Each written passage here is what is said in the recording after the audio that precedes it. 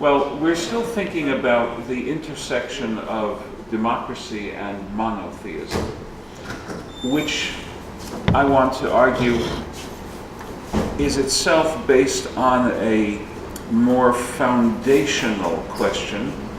And that question is, what is the intersection of faith and history? I'd like us to be thinking in terms of that rubric, the intersection of faith and history. And I'll tell you what I mean by that, because this is foundational, and if we lay these foundations well, it'll help us for the structure that we're going to build on top of it. We believe that God is eternal. That means, therefore, that God is equally close to every generation. God is as present in this conventionally enumerated year 2016 as God was present in 1016 or 16 or what have you.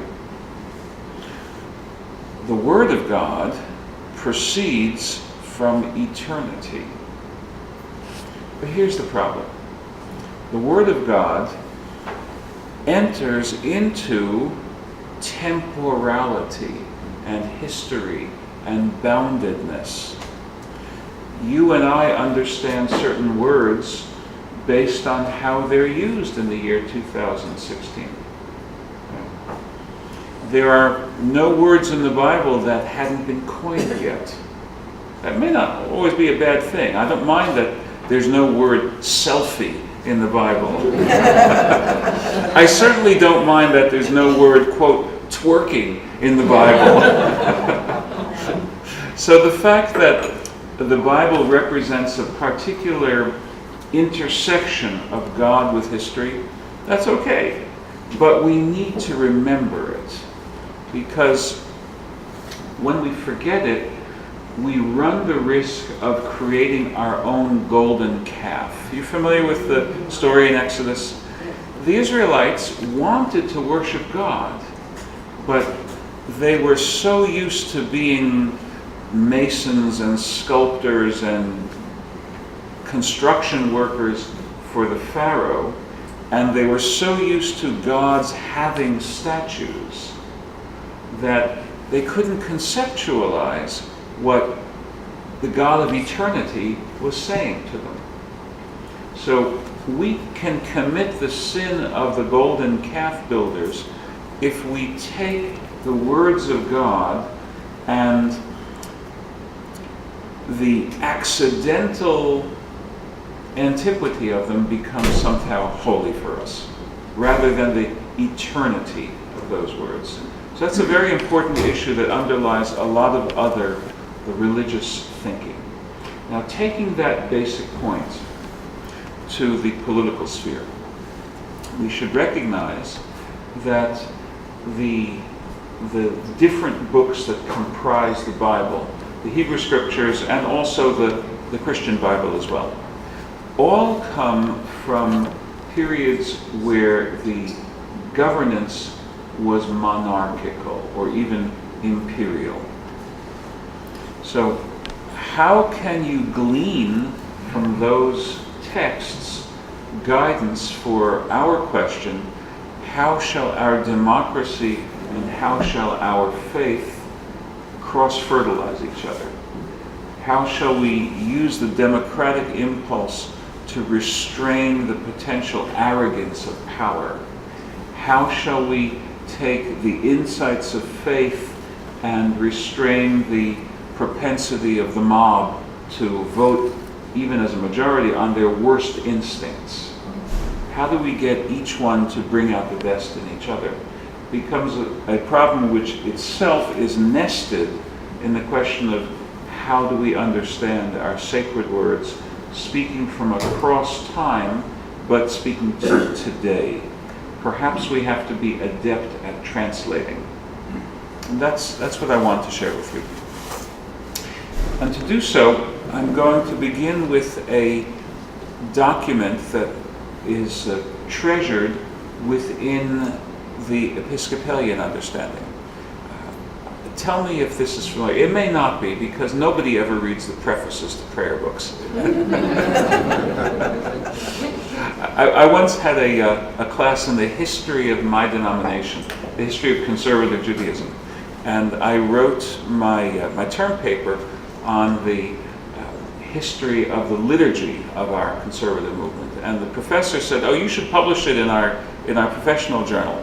And I felt silly, because really all I had done was read the prefaces of the successive editions of the prayer book and gleaned what I could historically from them. But I'd like to share with you words that were written in Philadelphia in October of 1789. And they are part of the preface to that edition, the American edition of the Book of Common Prayer.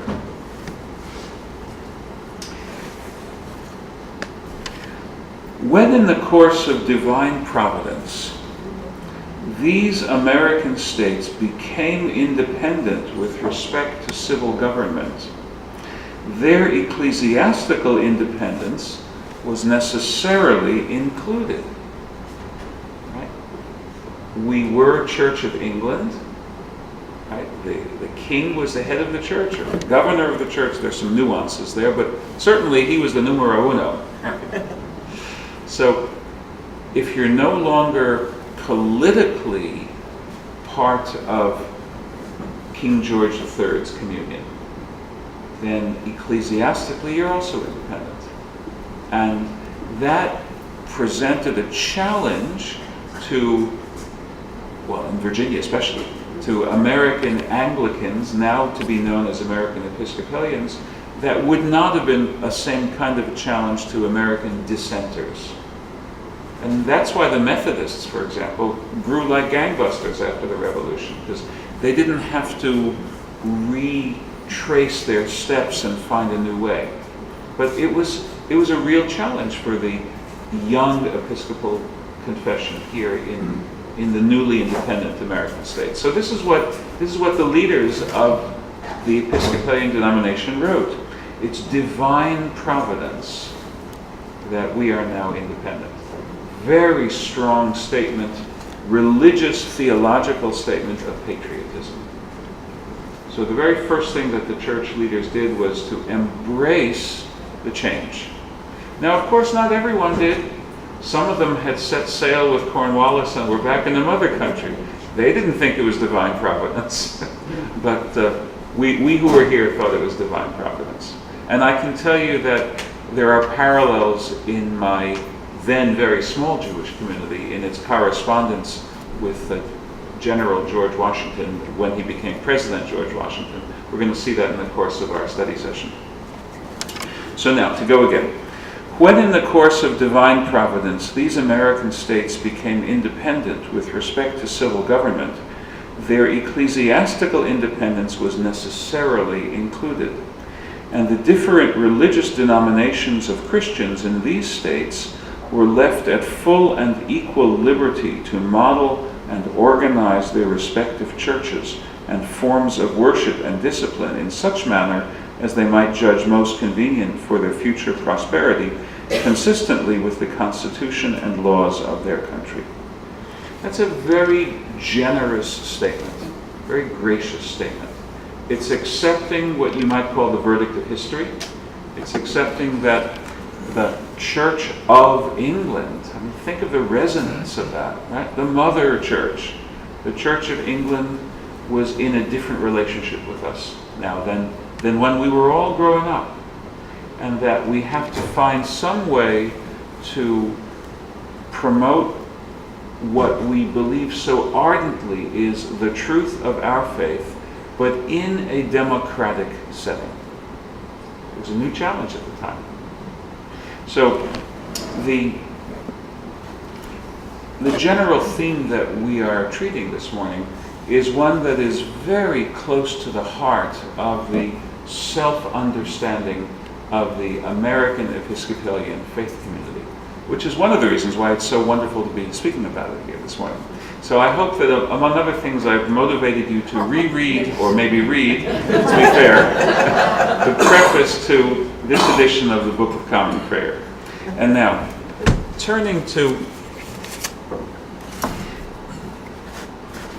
a book that was the Book of Common Prayer in my denomination when I grew up. It was a Sabbath and festival prayer book. There had been many translations of the traditional Jewish prayer book, but the prayer book published by the Rabbinical Assembly, which is a professional association of my denomination, right at the center of American Judaism, ideological center. This prayer book, published in 1946, was the first statement of what does it mean to be a Jew in the land of the free and the home of the brave. What does it mean to be a Jew, a monotheist, and a minority faith community in America? Very different than in Tsarist Russia, where we had traditional prayers for the health of the sovereign, but if you remember from Fiddler on the Roof, the prayer that we secretly prayed was, may the Lord bless and keep the Tsar far away from us. That's what we were really praying. So, by sharp contrast, I'd like you to hear the prayer for our country, composed for that prayer book, which was published actually in 1947. The prayer was composed by a great rabbinic scholar. His name was Louis Ginsburg. You might have come across his scholarship. He wrote his dissertation, it was a maverick dissertation at the time, in the late 1800s, on how patristics, the literature of the church fathers, contains fragments of rabbinic teaching that in the course of generations was lost from other rabbinic compilations. So Professor Ginsburg mined the rich vein of patristic literature in order to bring hidden and lost gems of Jewish teaching. So you can tell that this is a person of a rare ecumenical sensibility. To do so when the Tsar was Alexander III and then Nicholas II, and the fate of the Jew in Ginsburg's native Russia was the pogrom. So a very rare and wonderful individual. I'm very proud that he was my father's teacher, and when my father taught me, I learned some of his lessons, albeit secondhand. So when there was a new prayer book and the opportunity to rewrite the prayer for the government arose, Professor Ginsburg, Rabbi Ginsburg, wrote the following. And we still recite a version of this prayer in our own edition of the prayer book, which is 2 generations later, but the words have mostly been kept. So he wrote this in Hebrew, but I'm going to give you the translation. Our God, and God of our ancestors, we invoke thy blessing upon our country, upon the government of this republic, the President of these United States, and all who exercise just and rightful authority. Do thou instruct them out of thy law, that they may administer all affairs of state fairly, in justice and equity, so that peace and security, happiness and prosperity, justice and freedom may forever abide among us. Unite all the inhabitants of our country, whatever their origin and creed, into a bond of true fraternity, to banish hatred and bigotry, and to safeguard the ideals and free institutions which are our country's glory. May this land under thy providence be an influence for good throughout the world, uniting all people in peace and freedom, and helping them to fulfill the vision of thy prophets. Nation shall not lift up sword against nation, neither shall they learn war anymore. Amen. Isn't that a beautiful prayer? Yes. Well, Especially today. Especially today. I was so delighted. I heard from Breck Daughtry that Mayor Alexander has invited me to give the invocation at the meeting of mayor and council, which is a week from Tuesday in the evening. And I've decided to use this prayer because I think that I couldn't think of a better Jewish way of saying what I wish for our totality of community. And this gets us to the main point that we'll be able to focus on today. If we go into our sacred sources, remembering that the political matrix may have been one of monarchy or empire, and so the political metaphor was God is king. But if we do the necessary translation work, when we read God is king, what we should be adding in our own paraphrase, and not Pharaoh, and not Nebuchadnezzar, and not Hitler, and not Stalin, and not any of the demagogues who would pretend that they are more in God's image than the next person. None of them are king. So if we understand the Bible that way, we won't be trapped in the metaphorical verbiage of the pre-modern era.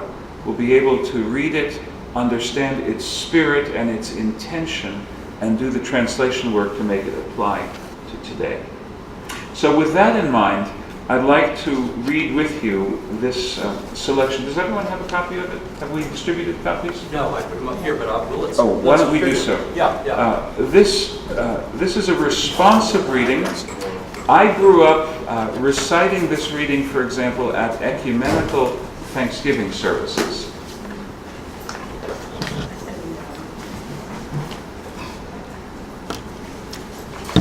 The reading was the compilation of a rabbi in Hartford, Connecticut.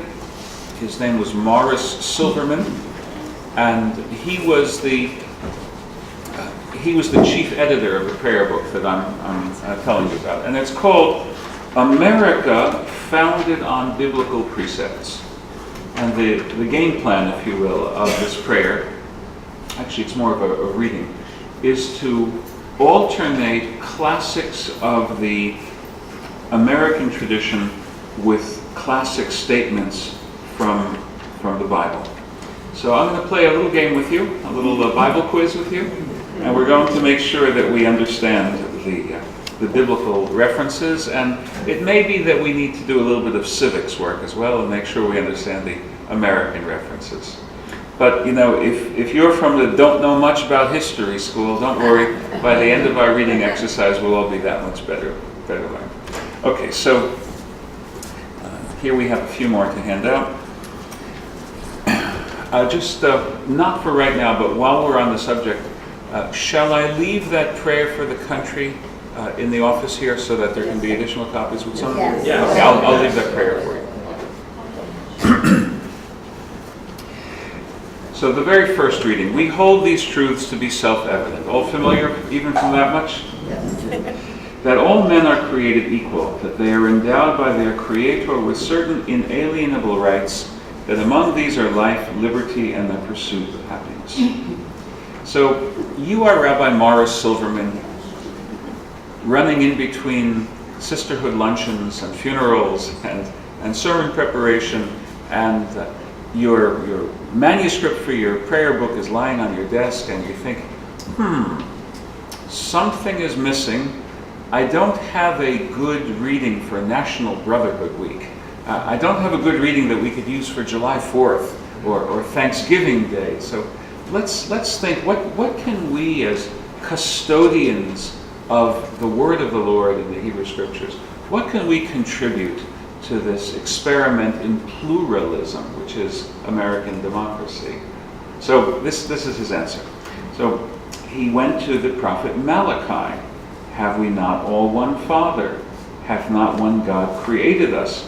Why do we deal treacherously, a man against his brother?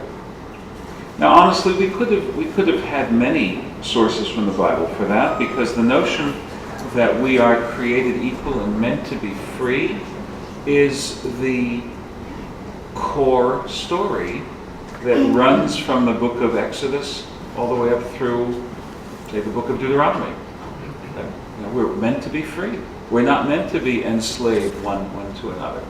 However, Malachi said it with unique conciseness and poetry. The next one, obviously is from the preamble to the Constitution of the United States. We, the people of the United States, in order to form a more perfect union, establish justice. And that's what triggered Rabbi Silverman's thinking.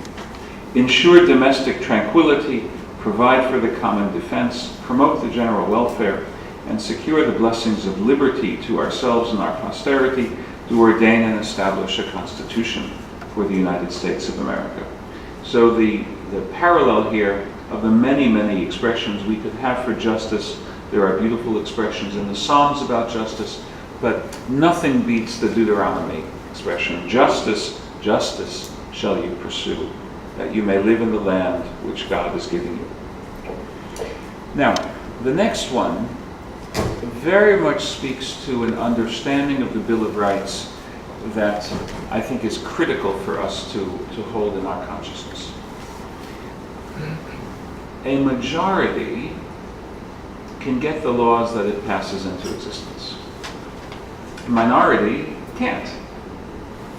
So, democracy with no checks and balances runs the risk of subverting the civil rights of the minority.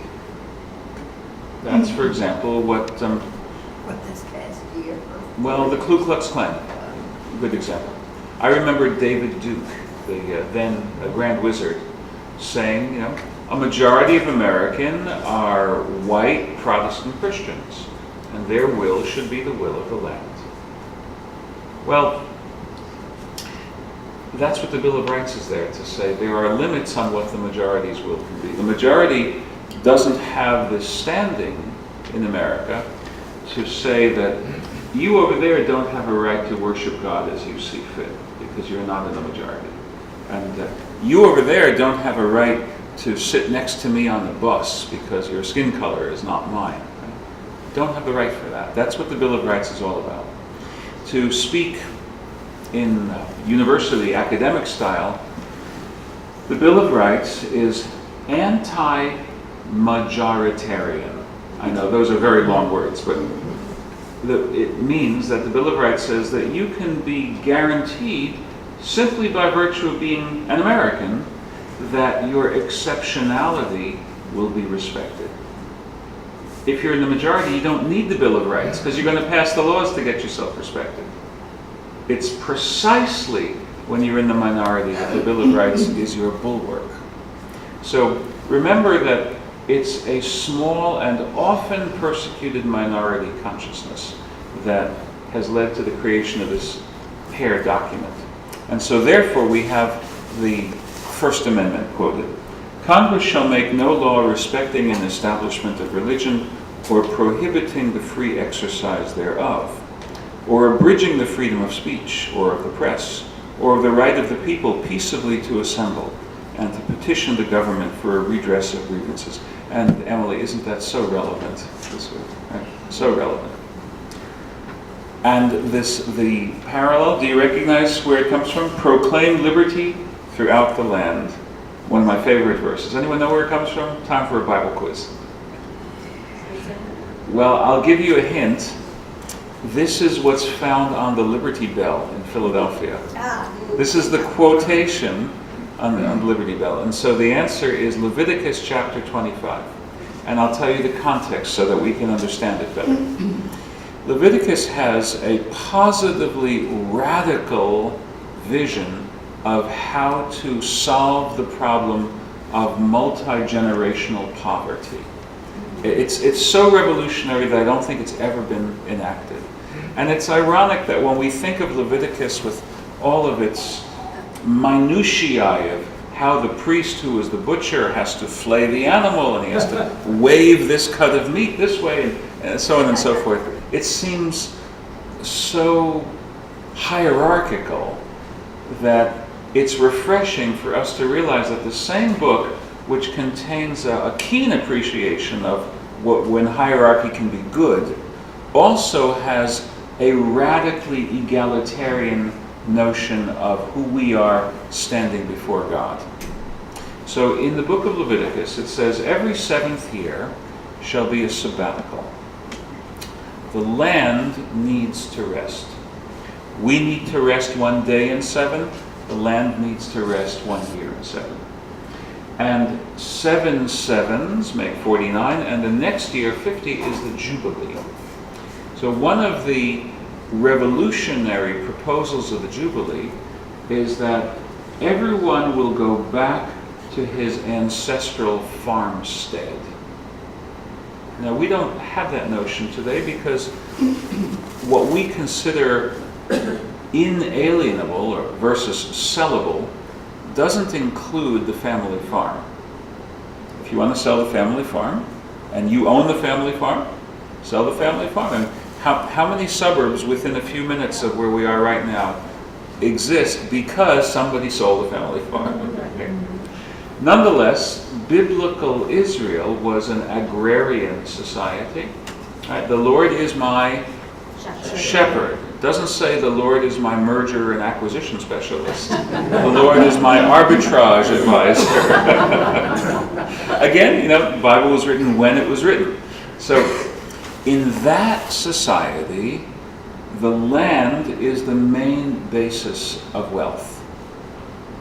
So what the book of Leviticus says is that your family's land is inalienable. You may lease it, but you may not sell it outright.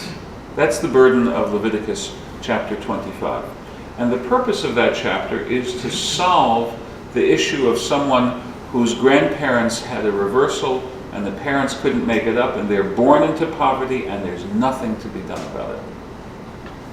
I don't know if you remember the Judy Collins song about Marat de Sade, where she has the poor people of Paris singing, Marat, we're poor, and the poor stay poor.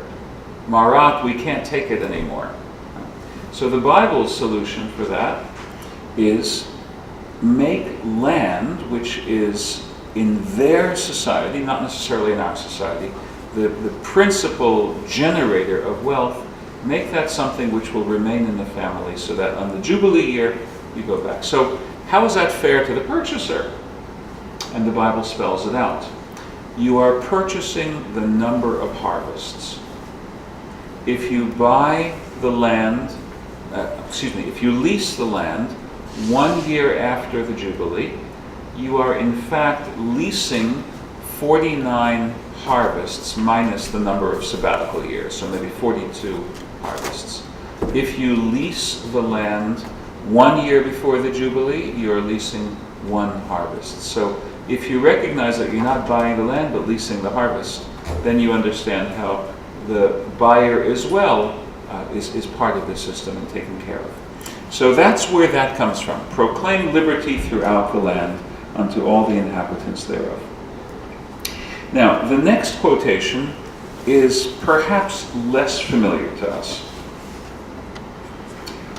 Of all the dispositions and habits which lead to political prosperity, religion and morality are indispensable supports. Where is the security for property, for reputation, for life, if the sense of religious obligation desert the oaths, which are the instruments of investigation in courts of justice? And let us with caution indulge the supposition that morality can be maintained without religion. This represents the thinking of George Washington, and to some degree of John Adams as well. And this comes from George Washington's farewell address. And look how it's been paired with the famous quotation from Micah. It hath been told thee, O man, what is good and what the Lord doth require of thee, only to do justly and to love mercy and to walk humbly with thy God. Notice that the rabbi is kind of gently, almost subliminally redirecting what President Washington is saying. Because let us with caution indulge the supposition that morality can be maintained without religion. We would all agree with that. But if you remember what John Adams did with that notion in his Constitution for the state of Massachusetts, the 13 colonies having been made free, each one had to write its own constitution. John Adams wrote the Constitution for Massachusetts, where he said, the majority church, which is Congregationalist up there, it's not Anglican, but Congregationalist, the majority church will take care of the public education of the children, and therefore it deserves to be compensated by tax revenues. So how about that? Do you guys want your taxes to go to the Southern Baptists? You see the problem immediately with that. So let us with caution indulge the supposition that morality can be maintained without religion is true in general, but you want to be very cautious before you institutionalize that in the wrong way. So the matching pair that the rabbi selected was one which didn't move in that direction, but moved in the direction of the other aspect of what President Washington was saying. It hath been told thee, O man, what is good, and what the Lord doth require of thee, only to do justly, and love mercy, and walk humbly with thy God. Which, if only people could hear it, would help us in the current crisis. Now, if we could look at the next person and not say, not my group, I'm going to dehumanize him, say every bad thing possible about him. I had a sobering experience a couple of days ago. I got onto Facebook and I saw some of the vituperative filth that people say about one and the other candidate for president. I can see voting for one or not voting for one or maybe not voting for two. I don't know. but the words that were used to describe them were poison at the notion that we are one people and that the day after the election we'll somehow be able to come together. Which gets us to the other quotations about the attitudes that have to underlie our politicking. And this also comes from President George Washington, one of my favorite quotes. For happily, the government of the United States, which gives to bigotry no sanction, to persecution no assistance, requires only that they who live under its protection should demean themselves as good citizens, in giving it on all occasions their effectual support. Isn't that nice? Well, I'll tell you the backstory behind that quote. George Washington was elected president, and there were several different Jewish congregations, not many at the time, and one of the congregations in Newport, Rhode Island, had their clergyman, they called him their sexton, that was the title they used, and his name was Moses Seixas, S-E-I-X-A-S. He wrote these words in his congregation's congratulatory letter to the president. We're so happy that you've become president, and we're so happy to be part of the United States, where the government of the United States gives to bigotry no sanction and to persecution no assistance. You know, we, the persecuted minority, are very happy to be living in the United States. I have lots and lots and lots of recent immigrants in my congregation who can say the same thing. I have many people who come from the former Soviet Union. And there are those who are trying to get to us more recently who just want to live in a place where the government gives to bigotry no sanction and to persecution no assistance. And all they want to do is be good citizens.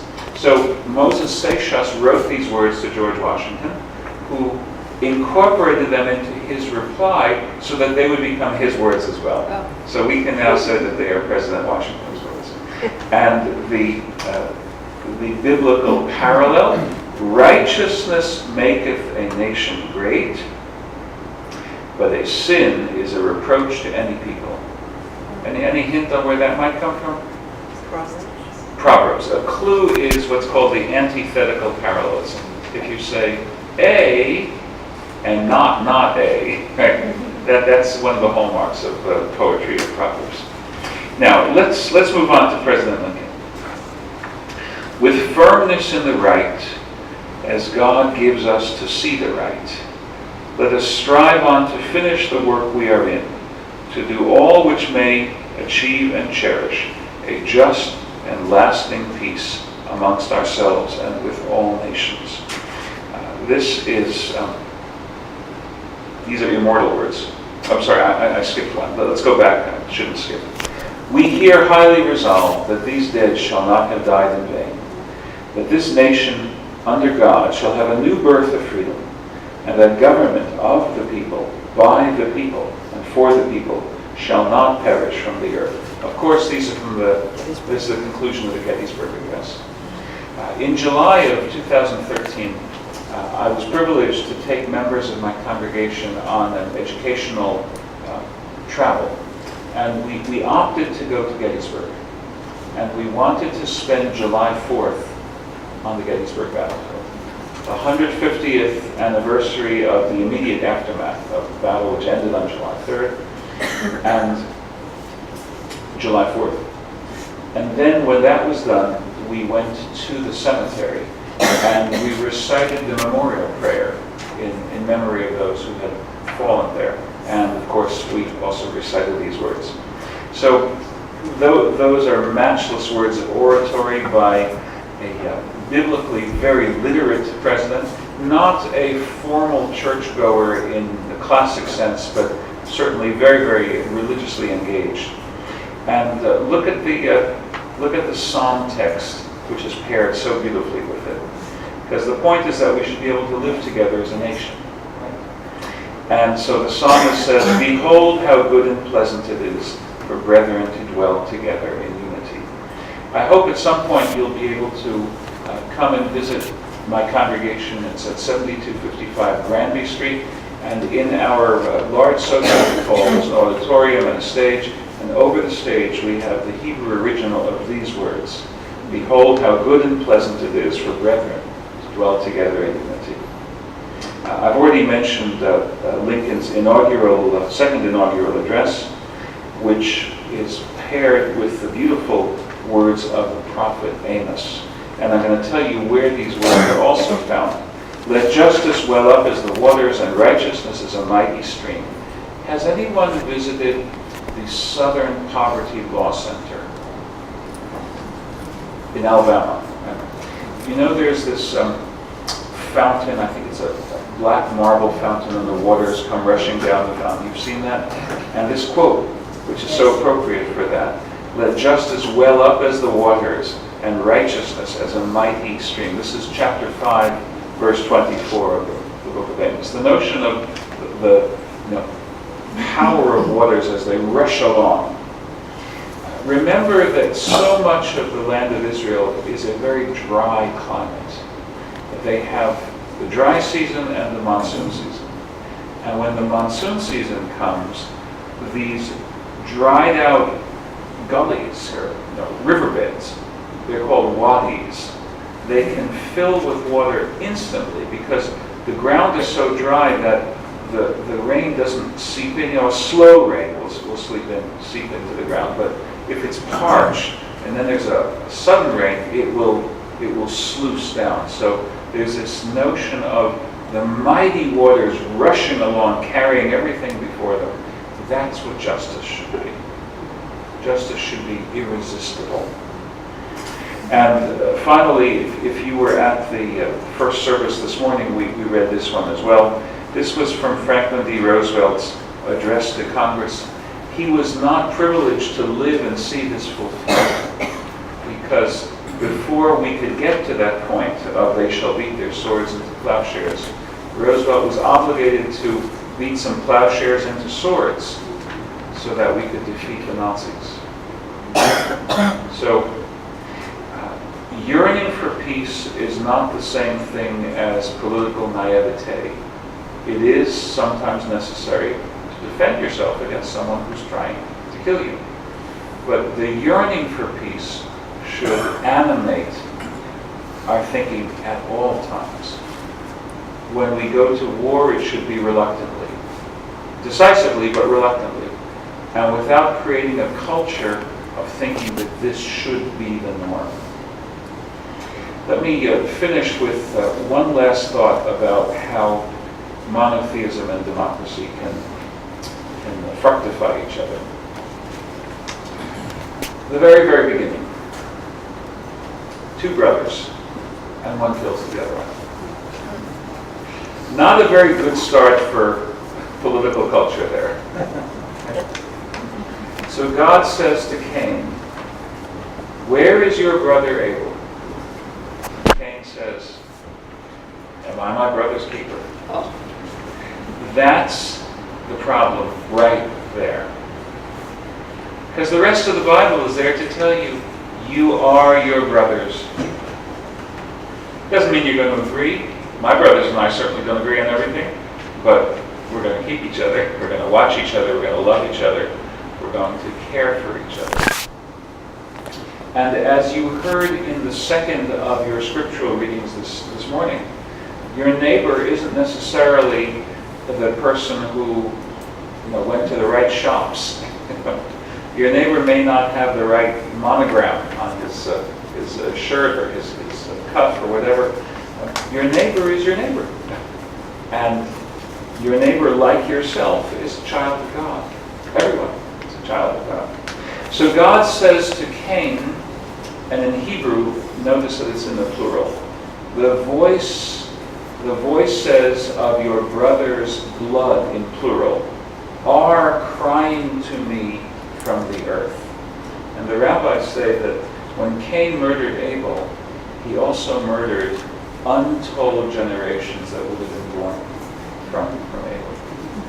So if we would remember that the very essence of our coming together as a political society from a religious standpoint is so that we can better fulfill God's will by loving each other and by creating a community which is governed by love, not by fear, then we will be fulfilling our Father in heaven's wishes for all of us.